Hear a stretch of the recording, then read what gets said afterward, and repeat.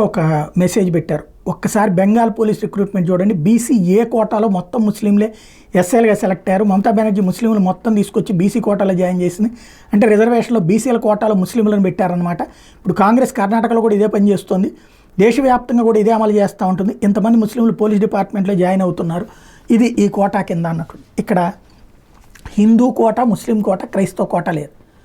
BC కోటాలోకి ఇప్పుడు for example Rajasekhara Reddy హయాంలో BCE కిందకి మార్చారు.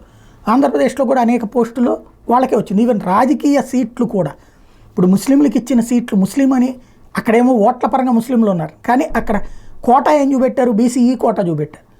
బీసీలకే ఆ ఫీలింగ్ లేదు. బీసీలే అది తప్పని భావించటం లేదు. ఇంతకుముందు కృష్ణ ఇలాంటి వాళ్ళు పోరాడేవాళ్ళు.